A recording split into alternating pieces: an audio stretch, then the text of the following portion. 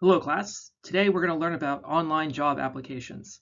While it may seem like this is a pretty obvious topic where you just answer the questions on the application, you'll be surprised to see how people can sometimes not do these very well, or at the very least, not take advantage of all the opportunities they have to sell themselves through the application. So we're going to go through an actual application and do the step-by-step on how to best fill these out to maximize your chances of getting a call back. So the first question is, what are applications for? There's a couple of reasons why we have online job applications. First, an online job application could be used as an initial screening tool before reading the resume. So what happens is if you apply for a job online, let's say you go to a website or you go to some kind of job board, the company will ask you to fill out a online job application when you submit your resume. Now, we're starting to see more quick applies where some job boards will just ask you to upload your resume. But if you go to a company website, for example, and apply for a job, it's very likely that you'll have to set up an account with that company and fill out a long job application to go with it. And what they do with it is they might use the job application first as a way to narrow down the pile by just having an objective way of looking at every applicant. And based on what the applications say, they then look at your resume.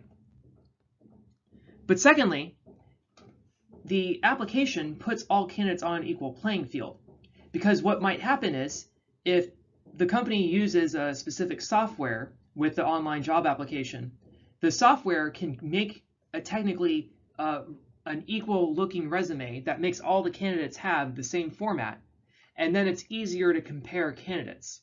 So it's really imperative that when you fill out an online job application, you're putting all the key things that you're selling on your resume on there in different ways, and we'll show you how. Additionally, online job applications acquire additional information that you leave off your resume. So when we talk about resumes, if you look at that lecture, a resume is not necessarily a legal document, it's an advertisement. You don't have to put every single job that you've held on your resume, nor do you have to put the reason that you left each job on your resume. But an online job application will certainly ask for these things. So the online job application will often acquire the incomplete information that the resume left out. Lastly, the online job application is also a legal record of personal employment history. If in the event that you potentially lied about something in your personal history and the company were to find out, what they're going to stick you to is what you put on your online job application. So that's essentially the legal record. The resume isn't necessarily a legal record.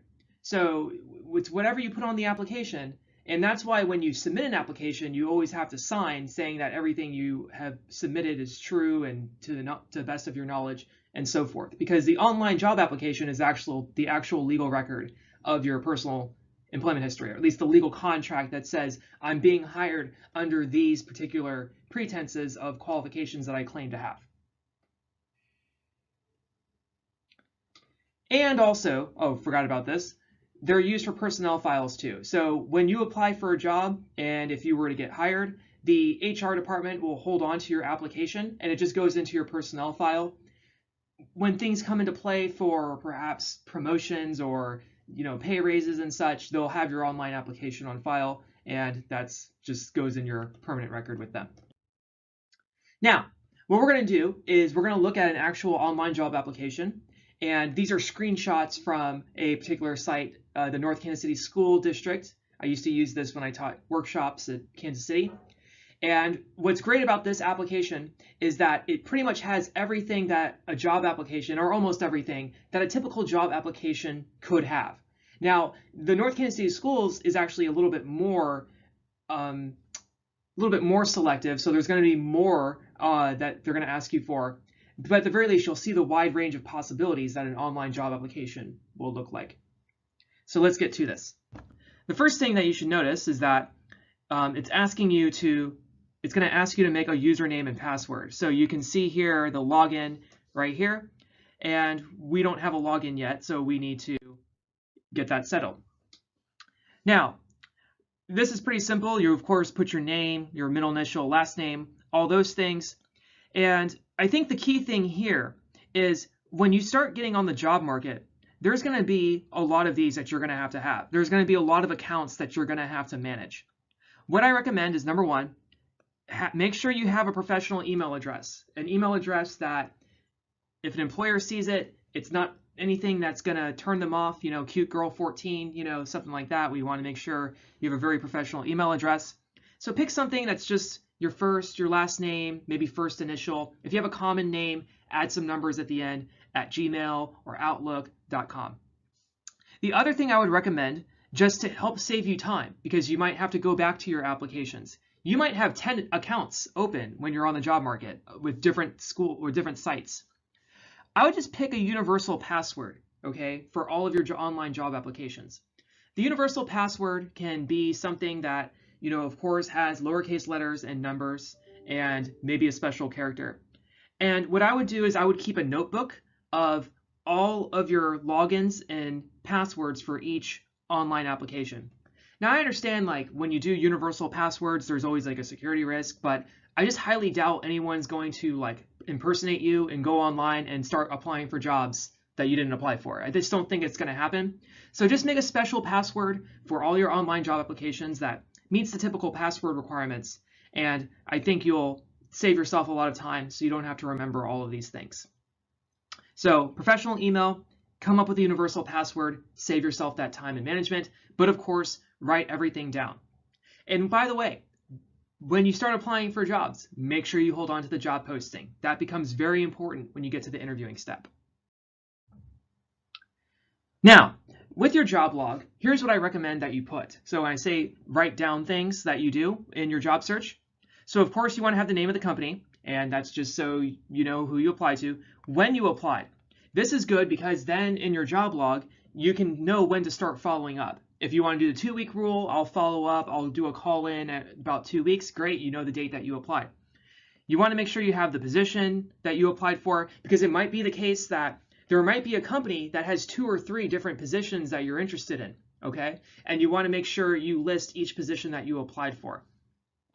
Then, of course, you want to get a copy of the job posting and then your username and password for that, so it's easy. So I just use OneNote, and I just have a job log when I'm on the job market that just tells me what positions I applied to and when, with these 5 basic information. So if I get called for an interview, great, I know when I applied, I remember what I applied for. I have the job posting, so I know how to start preparing for the interview because I know exactly what they might ask about. So these are the kinds of things you want to be keeping track of when you apply for jobs online. Next, so let's say we got our account now at North Kansas City Schools. So now it's going to ask you first for your address. So the big things here is use a good address. Now notice here there's permanent address and present address. So the key thing here is use the address where you think you're going to be working from, okay? Where you think you're going to be commuting from. So if you live in Camarillo or LA and you're applying for jobs in LA, use the address that's closest to that location. Now, there's some interesting things that can happen. So what if you're wanting to move to another city? So you're applying for a job in another city, but they see that you're currently living in a different state. So you have a couple of options, okay? So of course you can just put your current address in the other state, and the implied notion would be that you would relocate for that job. I've heard of some people though, because they're worried about zip code and they're worried about just not getting callbacks for that reason, is if you know somebody who lives in that state, or somebody who you could stay with potentially if you had to fly in for an interview, you could put that person's address on there. Now it's a little bit more shady, but it's not technically, it's nothing that's wrong per se. The key thing is when you apply for jobs, the employer's either going to call you or they're going to email you. They're not going to mail you a job interview offer, okay? So make sure your phone number is accurate and make sure your email is accurate. And that's pretty much it for the address. Then, once we have the address, we have here the different positions that you can apply for. Now, it might be the case that you might have 2 different positions that you want to apply for in the company. So go ahead and mark them, okay, those 2 positions. Now, it gets interesting if the positions are very different from each other and you have two different resumes, then it'll depend on the software whether you can upload two different resumes for those two different positions. It might be the case where you might only be able to have one account and one resume uploaded. So this is where it just depends on the company's software and what they use and what its capabilities are. So, probably in this case, because it looks like you can apply for different positions, mark the ones that you definitely want to apply for. Now, what some applications will do in the process, especially with like vacancy desired and position desired, what some companies will do in the process is they might not have openings, okay, currently. So here, if you notice, it says vacancy desired, and then you see the next step is position desired. These are actual jobs that are currently open, okay? So these are ones that we currently are looking for people to fill this. So when you found that job online that really interests you, maybe you want to be the assistant volleyball coach here, you would mark this, okay? Because this is the vacancy that's open that you're like, please hire me, you guys need me, hire me. This is different from position desired. So position desired is simply, here's all the positions that we have, and here are all the possibilities. We may not be hiring for all of them right now, but what we can do is, if you mark something, so let's say you want to be a parent educator and a community ed instructor, okay, but you can see there's no vacancies right now. If you mark those, what they'll do is they'll keep your resume on file for those. And what the company might do, depending on the software, is they might send you a notification when these two positions open up. In which case, what they'll be doing is setting up a job agent. So if you've ever heard of job agent, I'll write it down here. A job agent is an online, it's like an online program or just algorithm or however you want to call it. And basically, a job agent lets you know when there are certain openings available for a specific company. Usually through email, it'll say, there is currently a vacancy as a parent educator that just came open 1 month later after you looked, okay? So definitely when you look at position desired and vacancy desired, consider the possibilities there of, maybe there isn't an opening, but I'll just put my application in so that way when an opening comes up, I just update my application, company already knows I'm interested, and then submit a up-to-date resume, good to go. Save yourself those steps later. Now, we get into experience. Now, this is where people get frustrated because they're like, okay, I already have all my job experience on my resume, so why do I need to put it in again? So here's what a lot of people think they can do, is they think they can just go in and put employer name, see resume, okay? Position title, see resume. Okay, this is bad. This is bad, okay? The reason it's bad is, like we said, sometimes companies look at the application first before they look at your resume. And when the software aggregates all the applications together and they see all the equal looking resumes, they might say, well, we can't see anybody's work history, this person's lazy, okay? We don't want to communicate to the company that we're lazy in the job search process. So we're going to have to fill these out. Now, when you fill this out, okay, you should also notice that some of these things that are on here, like supervisor name and employment and last annual salary and reason for leaving and maybe contact the employer, these things won't be on your resume. And the street probably won't be on your resume. The employer's phone won't be on your resume. So they're collecting additional information that's not on your resume. Now, here's how you can save yourself some headache. What you should do, okay, is, and I do this too, I have a OneNote page. So I have my OneNote page of all my job logs of all the positions I've applied to.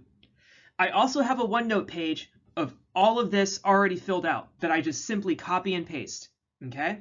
So I have a OneNote page of my entire work history, the street address, the city, the state, the name of my supervisor, all my employment details for each. So all I do, copy and paste. Now, a couple things to note. When they ask for supervisor, so this sometimes comes up, it's the supervisor who was the supervisor at the time when you worked there. So there might be a situation where you left the company and then you found out that your supervisor left the company after you. So who do you put? You still put the name of that supervisor because that's the person who can speak to your abilities. Now, if they call, the employer calls and asks to speak to your supervisor, the employer will tell them that that supervisor no longer works there. But you did your part, is the key. You told the truth. At the time I worked there, this so-and-so was a supervisor, so that's the person you got to talk to. Because if you try to find out who the current supervisor is, they're not going to know you. And then when the employer calls and they say, you know, we were here to ask about John Smith's performance. Well, I wasn't his supervisor. I wouldn't know. So put the supervisor who was your supervisor at the time, regardless if they were there or not. Okay. And when your company calls, the HR can clarify that that person doesn't work there anymore. The other thing is you generally want them to be able to contact this employer for sure. And then reason for leaving. Okay, this is a big one. This is where people ask, okay, so if I got fired, what should I put? Okay, so this is where you have to get a little bit creative, okay? When you fill out reason for leaving, you want to think about implying, but not necessarily having to directly state that you were fired, okay? So an example, a lot of times you can say something along the lines of, was not a good fit for me.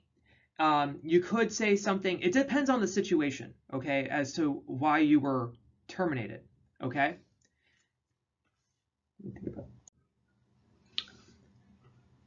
So for example, let's say you got terminated for coming in late a lot. You could say something like, couldn't adapt to work schedule, or work schedule wasn't workable for me. Something like that, where you don't have to say, I was fired. You can just address the root cause of the problem.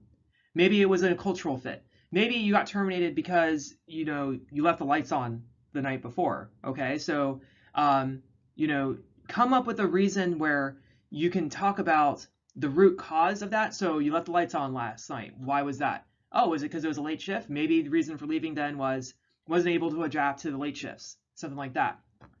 So later in the resume, they'll ask you if you were terminated, and then you can put yes. But generally for reason for leaving, we're not trying to rub in the fact that we were fired, but we're at least talking about the root cause for why we left. The more common situation is, what happens if I was at a job and I was perfectly fine as an employee, but then I just found another job that just paid more? Okay, great. So for reason for leaving, you would just put something like received higher pay offer from, and then you can put the name of the company. Okay, so then they know it wasn't that you were let go, it's just that you just moved up in your career. So you can put reason for leaving, wanted to progress to manager, received managerial role at new company, blah, blah, blah. So that's all you have to put for reason for leaving. Reason for leaving should only be about a sentence. It should not be this long paragraph or like 2-paragraph story about what happened and why and all that. Just one quick sentence that kind of vaguely says, here's what's going on. Now, some people might tell you something different. Some people might say, if you have some kind of bad reason for leaving, it's better just to put, we'll discuss in the interview. There's trade-offs to that. There's trade-offs to everything. Okay, so with we'll discuss in the interview, okay, you leave it open. The question is, it presupposes that you're going to have an interview. And then, of course, if you have to put we'll discuss in the interview, that already sounds like it's bad news, right? Because why can't you just tell me good news right away? So there's going to be trade-offs there. Okay, so you'll have to come up with a good reason for leaving. If you've been terminated at a job, just the themes will be, don't state it directly, but just imply it and address the root cause, okay, is the idea. Okay, and so those would probably be the best tips for addressing reason for leaving. Otherwise, for date from and date to, if you don't know the exact dates that you were employed, at least be in the ballpark on months. So if it was the summer, probably May through August, or May through July, or June through August, okay? Just be ballpark. Don't add years of experience that you don't have is the key. Because remember, this is a legal document, okay? All right, the next thing. So you can see here, if you want to do a little drill at home, there's all these different reasons for leaving, okay? And here we can practice different ways that people could talk about reasons for leaving. So what should Jake put as a reason for leaving if he worked a seasonal job that ended? So reason for leaving, you could put something along the lines of, was a seasonal job, contract ended. Perfectly fine. That's a normal reason for leaving. Job was seasonal. Some people ask, what about the company closed while he worked there? Great, reason for leaving. Company closed, company went out of business, something along those lines. Okay, that's all you have to put. Company closed, you can't work somewhere that's not open anymore. How about he got bored with his job and decided to work someplace else that hired him? Okay, so that's where you can do something along the lines of received better offer from other company that pays more or has work that fits your field. Or you can just put received better offer from X company. That's all you have to put. He was terminated for having too many tardies. So this is where you can say, was not able to adapt to work schedule or too long of a commute. If the reason you were tardy so often is because the commute was 2 hours, you could just put, was not a good fit, too long of a commute, something along those lines. Just address the reason. Don't say that you were fired, just address the reason you were fired. He was terminated for engaging in heated arguments with his boss. Okay, maybe something along the lines of, was not a good cultural fit. Maybe the reason you had heated arguments with your boss is because you disagreed philosophically about customer service. So you could probably put not a good fit, disagreed, different philosophies on customer service. Or just put disagreed on philosophies of customer service. There you go. You don't have to go into the nitty-gritty. You don't have to give the whole story. Just a theme. Okay? So hopefully that answers a lot of the situations that you might run into when you start filling out job applications. Don't sweat them. That's the key. Next, education. Education should be pretty self-explanatory, I think. So basically put your colleges, your high school, all of that, your area of study. You should know all these things. The degree you're working on, date conferred or expected. So you just put the May. You don't have to put the exact date, but just put May 2020 or May 2019 if you haven't graduated yet. And that's pretty much it here. There's not a whole lot to play with here. So know your major, know your city, know your state. Same with your high school. And then here also more on the education side. So you see your GPA matters, so make sure you study. And number of graduate hours behind your highest degree if you have graduate programs. Now,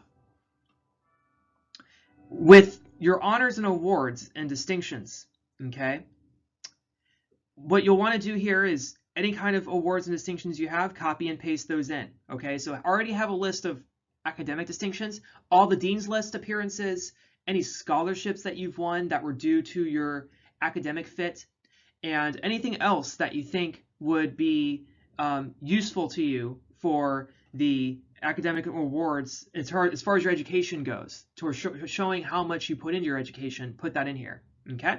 So that's one way you can easily stand out on the job market, especially as a new college graduate, is how well you did here, okay? So you really want to make sure. And you can just do like a little list.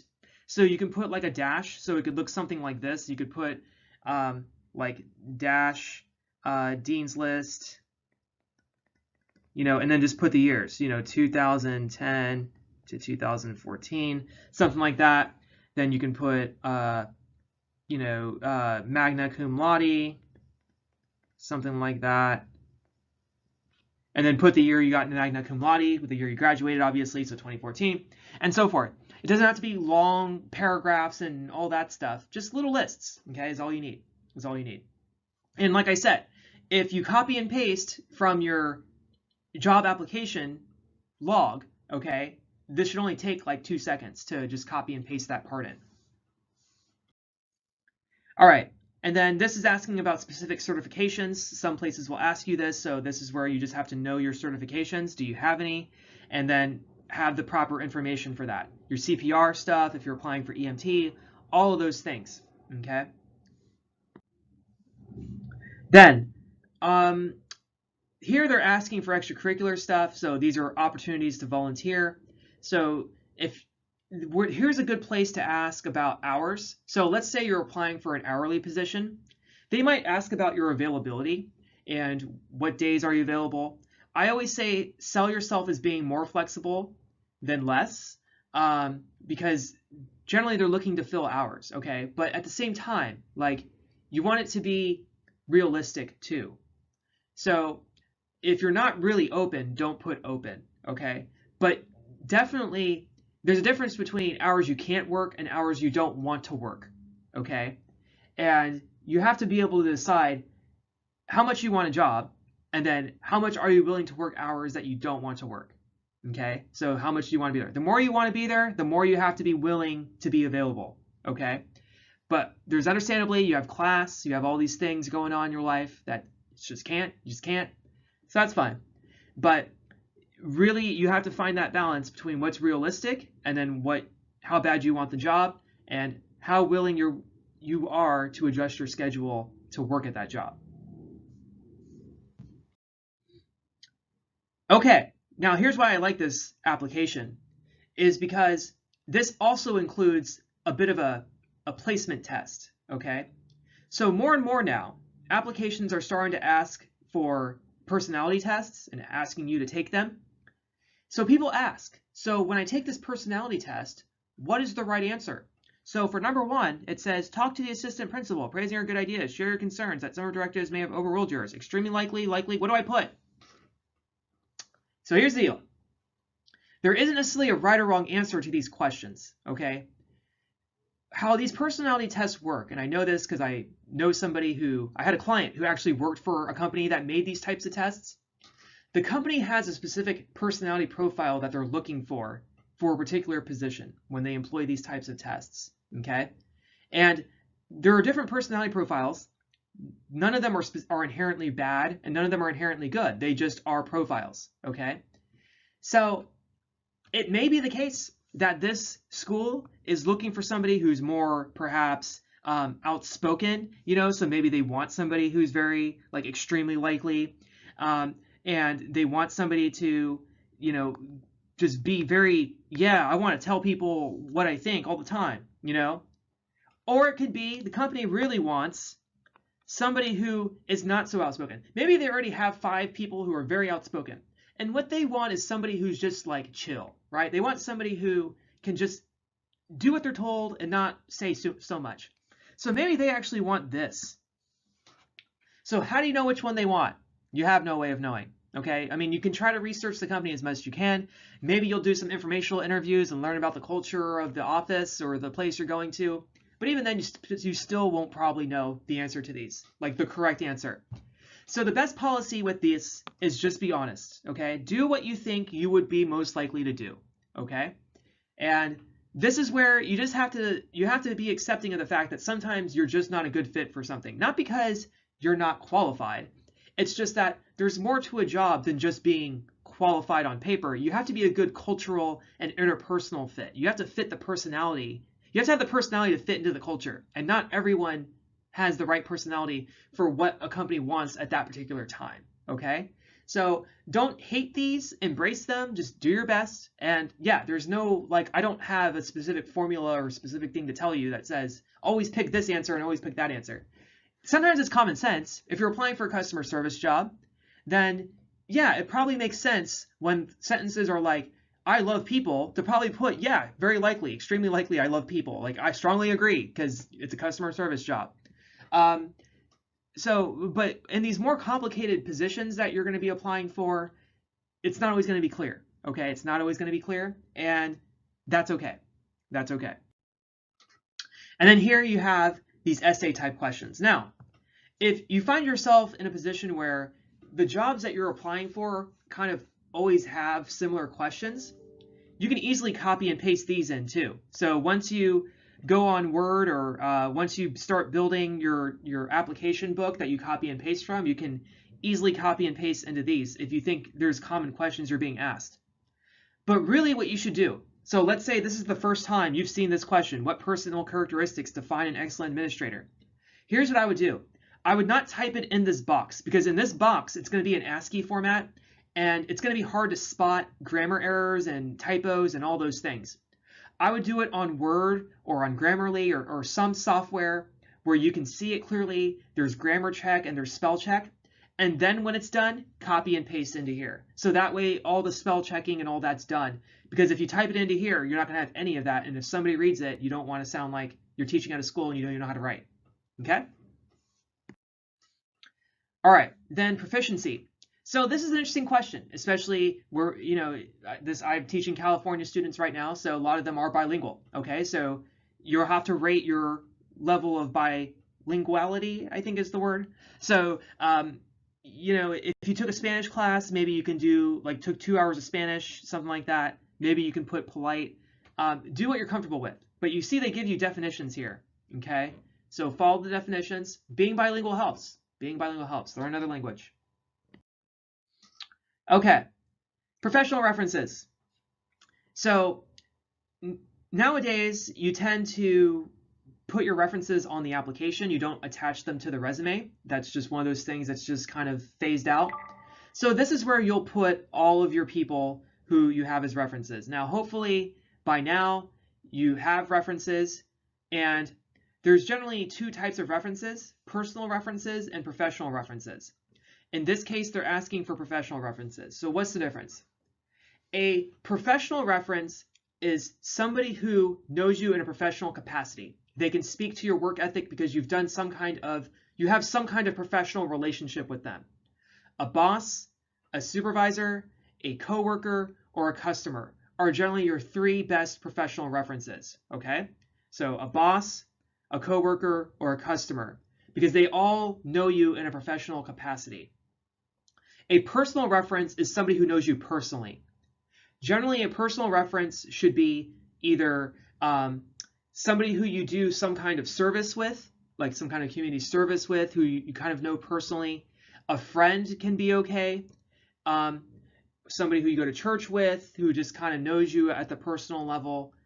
What you want to avoid, though, are people who are related to you, okay? So never use family as a personal reference, okay? The only exception, and really it's kind of a gray area, is if you worked at a family business, okay, your whole life, and your parents are your employer, okay? That's where it gets a little gray, and it's kind of like, well, I would probably pick a colleague. Hopefully it wasn't just you and your parents. Hopefully there was like a colleague or somebody who wasn't related to you. I would have them be your reference, okay? But you will have to list your parents as your supervisor when you fill out the work history part for that one, okay? So there are personal references and there are professional references. So in this case, they want professional. So these should all be people who know you in a professional capacity, okay? And then make sure, of course, you have all their information. And make sure also, because for some reason this is also an issue with some students I've had, make sure your references know that you've listed them as a reference, okay? Because they're going to start getting calls from random numbers, and if they're not ready, okay, to start talking about you, they're going to take a trip down memory lane. So the phone call goes like this: "Hi, I'm calling to ask about Chris." "Chris who?" "Oh, Chris Jones." "Oh, Chris Jones. Oh, him." Okay, that's not a good way to start the reference call, okay? So make sure your references know. Make sure they know that you're listing them down as a reference. Ask them, "Can I list you as a reference?" Also, a professional reference can be a professor as well. I always forget that. Teachers, professors, they can all speak to your professional abilities because you worked in the classroom environment, and that's a professional setting. Then, if there's any other files you want to add here, you can. So notice there's the cover letter and the resume. Always do that. Always upload your resume. Always upload a cover letter. Okay, even though everything is listed here in the application, your resume, they might look at your resume first. So here's the thing. Employers do it differently. Some will look at your application first. Some will look at your resume first. You don't know which way they're going to go. So you got to be prepared for both. Okay, so you want to make sure you have a resume, and I would upload it as a Word file here because it's going through an ATS probably, and same with the letter of introduction. And then they'll ask, "How did you hear about us?" So here they just want to know what's working as far as their recruiting goes. So feel free to put down how you heard about them. And of course, if it's through a reference, like our district employee, so let's say if somebody referred you within the company, then make sure they're mentioned in your cover letter, and then make sure they're mentioned here as well. Okay, so if you know somebody, mark that, write their name in. There you go. Okay, additional information. Now, filling out applications takes a while. We're talking 40 minutes, 30 minutes, up to an hour, okay? Even if you do the copy and paste method, it's still going to take you quite a bit of time, okay? It'll save you time, but it's still going to take time. So at this point, we're on step 17 here, and people are like, "Oh, I'm tired." So additional information, nah, they got everything.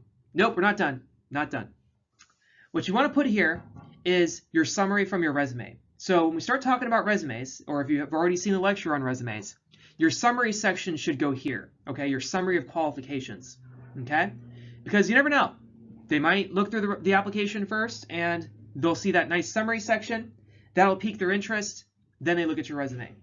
You want to sell yourself as much as you can on the application, just as you do on your resume, okay?